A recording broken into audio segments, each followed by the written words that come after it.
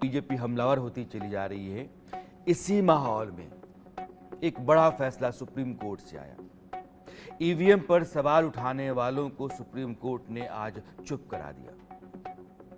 EVM मामले में दायर सारी याचिकाओं को आया और उसने बैलेट पेपर से चुनाव कराने और इलेक्ट्रॉनिक वोटिंग मशीन वीवीपैट की स्लिप का 100% मिलान कराने का जो मामला था या जो मांग थी, उसको उसने खारिज कर दिया। हाँ, इतना जरूर है कि ईवीएम करनी होगी कि ईवीएम के साथ छेड़खानी हुई है। अगर जांच में ऐसी कोई बात नहीं पाई गई तो पैसा उस कैंडिडेट को देना पड़ेगा। अगर ईवीएम के साथ छेड़खानी हुई, दौरान प्रधानमंत्री नरेंद्र मोदी बिहार के अररिया में चुनावी सभा कर रहे थे।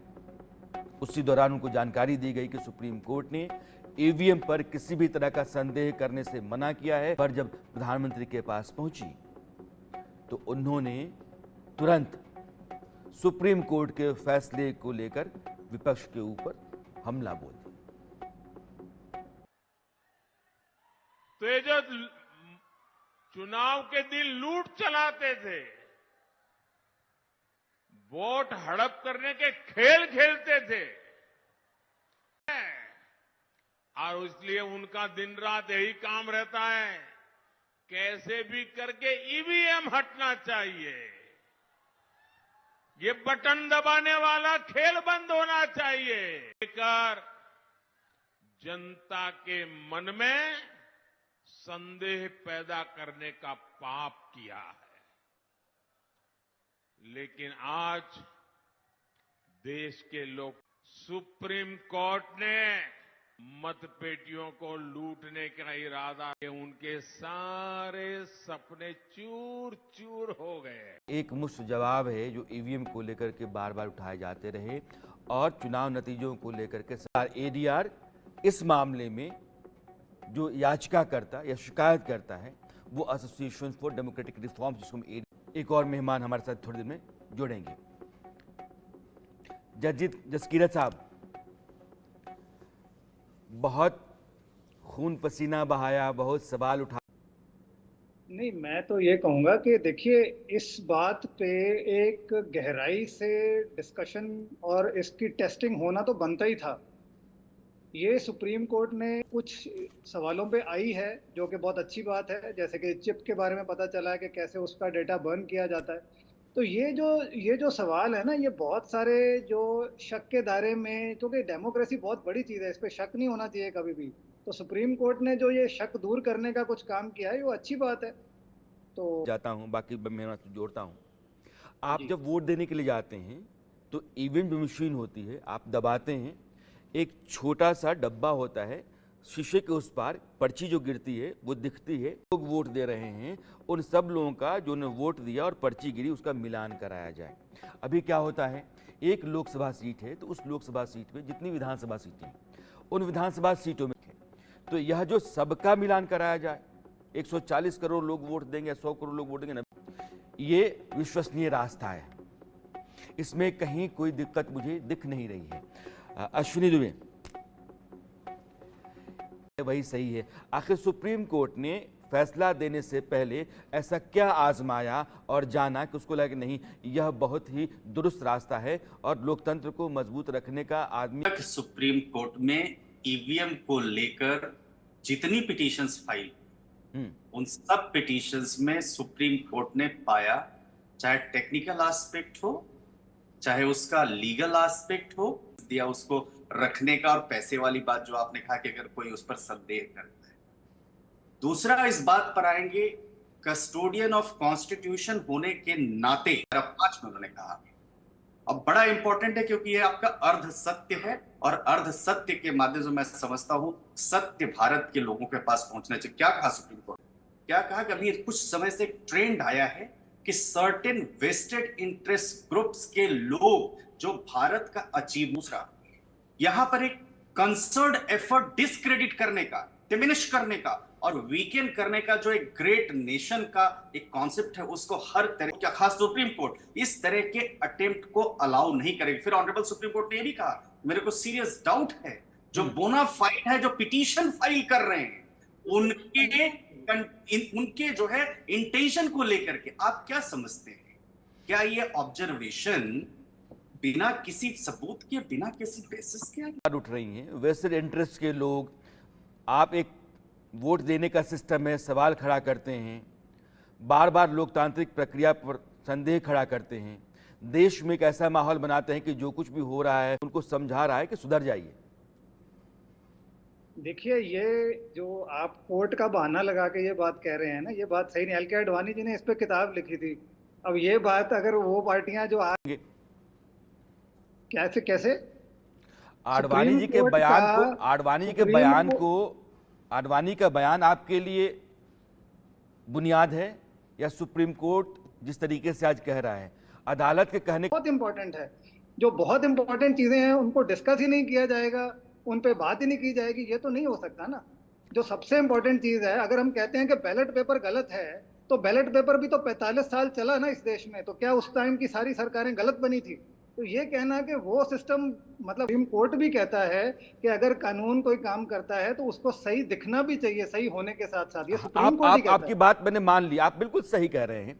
समय के साथ साथ जब चक्र समय का आगे बढ़ता रहता है, दुनिया बदलती रहती है, तरक्की होती रहती है, तो आगे जाने के बाद पीछे मुड़ करके और पिछले पास अगर आधुनिक रेलगाड़ियां हैं, प्लेन हैं, हम कहें कि नहीं हम तो बैलगाड़ी से चलेंगे, तांगे से चलेंगे। आपकी बात ठीक है, जब जिस काल में जो साधन थे हमारे पास, उन साधनों के जरिए चलने की व्यवस्था हमारे पास थी।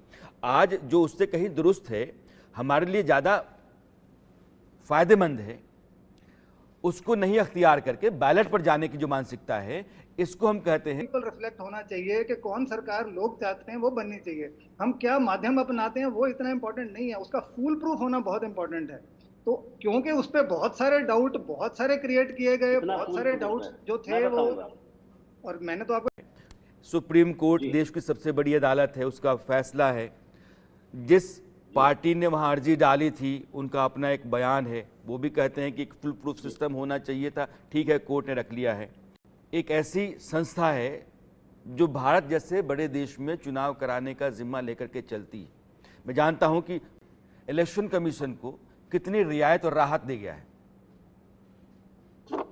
देखिए, जहां तक सुप्रीम कोर्ट का सवाल है निर्णय का, वो सर्वोच्च न्यायालय देश की, उसका जो भी निर्णय है पहले भी मान्य था और अभी मान्य है, उसका स्वागत करता है इलेक्शन कमीशन। मैं यहाँ समझना चाहिए जो एडीआर है और भी संस्थाएं जिन्होंने यहाँ पर एप्लीकेशन डाली थी, पिटीशन डाला था अपने वीवीपैट और ईवीएम के बारे में, तो मैं ये बताना चाहूंगा कि विदेशों में जरूर बंद कर दी गई है ईवीएम, लेकिन ईवीएम जो है वो बैटरी ऑपरेटेड है, उसकी बैटरी से चलती है और उसका कोई इंटरनेट से कनेक्शन नहीं है। Is just like a calculator.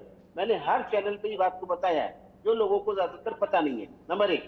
Number 2, ये चीजें इसलिए वहां बंद की गई विदेशों में और यहाँ चालू है। हमें उसी पे जाना, जैसे बैलगाड़ी और हवाई जहाज की बात हो रही थी, उसी कंसर्न में मैं आपको क्लियर कर बता दूं कि जो डेवलपमेंट होते रहे, कोई ऐसी पार्टी नहीं है, मैं इलेक्शन कमीशन का चीफ ऑफ प्रोटोकॉल रहा हूँ, जिसके सामने कोई भी रिफॉर्म्स लाए गए इलेक्शन कमीशन में, उसको बुलाया गया। और एक बात बताते नहीं लोग कि जब हमारे पास बैलेट बॉक्स होते थे तो बैलेट क्या होता था कि इसमें मोहर लगती थी, तो स्टैंपिंग हाथ से होती थी। उस वक्त क्या हुआ इन्होंने कि जब आधे घंटे के अंदर जब ये मिल लेते थे लोग और अपने पोलिंग एजेंट्स को मिलाकर में, अब क्या हुआ कि जब वीवीपैट आई तो वीवीपैट में 3 चीजें हैं। पहले तो कंट्रोल यूनिट है, उसको हम दबाते हैं प्रिसाइडिंग अफसर, तब वो यूनिट खुलता है जाके ईवीएम का। ईवीएम में वो जब जैसे ही दबाता है बटन, वो फिर लॉक हो जाता है। तो मिल गए पोलिंग के जो एजेंट है, तो कितना करेगा, 17 सेकंड से मल्टीप्लाई करिए तो मतलब 100 ही वोट पढ़ पाएंगे। तो ये धांधलीगर्दी, बूथ कैप्चरिंग, ये सब बंद हो गई। इस कारण से इन सबको परेशानियां थी। लेकिन इलेक्शन कमीशन के बारे में, जो अधिकारी बैठा हुआ है उसके पास वो बटन दबाता है, तब मशीन ऑन होती है, फिर आप जाकर के वोट करते हैं और वोट करने के तुरंत बाद 7 सेकंड के बाद, 17 सेकंड बाद मशीन ऑफ हो जाती है। खोल सकता दोबारा, तो बार बार आपको जाकर के धांधली करनी पड़ेगी। यही गुंजाइश कहाँ से मिलती है? ओपी राव साहब नेटवर्क पर होते हैं, हमारी मशीन स्टैंड अलोन होती है और बैटरी से चलती है। फिर भी बार बार ये सवाल आता है कि छेड़छाड़ हो जाती है, दबाइए कुछ पर्ची निकल जाती है किसी और की, अभी हाल ही में आपने खबर देखी होगी कि दबाया किसी और का पर्ची निकल गई बीजेपी की मशीन। आप गुंजाइश हमेशा रहती है और ये हम सब जानते हैं, चाहे हमारा लैपटॉप हो, कंप्यूटर हो, मोबाइल हो, कभी ना कभी मेल फंक्शन उसमें होता है, वायरस आ जाते हैं और तरह तरह की चीजें होती हैं। तो इस तरह की संदेह होना स्वागत करने के लिए बहुत महत्वपूर्ण है और इसीलिए वो इन्हें एंटरटेन करते हैं। उनको ये नहीं कहते कि ये सिर्फ वेस्टेड इंटरेस्ट है, वो ये कहते हैं कि यस, इसको भी देखना चाहिए। और अभी भी सुप्रीम कोर्ट ने जो 2 राइडर लगाए हैं माइक्रो कंट्रोलर की जांच लोगों का बढ़ता बढ़ेगा। है। और जो देखिए भी जो चुनाव लड़ते हैं उनके ही जहन में आता है कि किस तरह का संदेह आने वाला है या हो रहा है।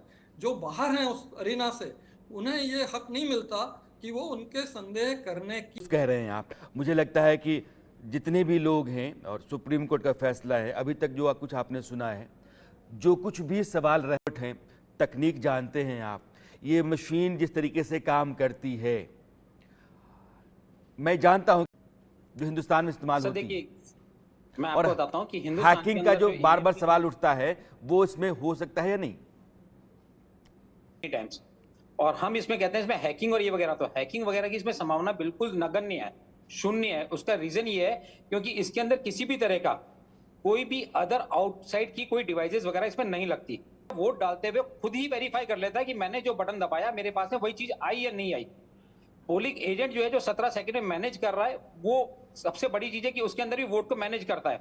और सबसेशन कंट्रीज में बोलूं तो हमारे नेपाल, भूटान, अफ्रीकन कंट्रीज में बोलूं तो नाम्बिया, केनिया, ये सब इसके ऊपर आ रहे हैं। और इससे पहले जो अपने प्रवक्ता थे उन्होंने यही बताया कि हमारी मशीनें जो है वो नेटवर्क से कनेक्टेड नहीं है। ये तो खराबी आती है दुरुस्त करने और फिर उसका तो विकल्प दुरुस्त करने के ढूंढने लिए होता है और नहीं तो अपने विकल्प ढूंढने हर की पोलिंग व्यवस्था बूथ के ऊपर रहती है। अपने पास में एक्स्ट्रा मशीन भी रहती है। समय की कमी है, लेकिन आप सभी मेहमानों ने बात रखी। मुझे लगता है कि इंडिया न्यूज के जितने भी अब समय कहता है कि आप समय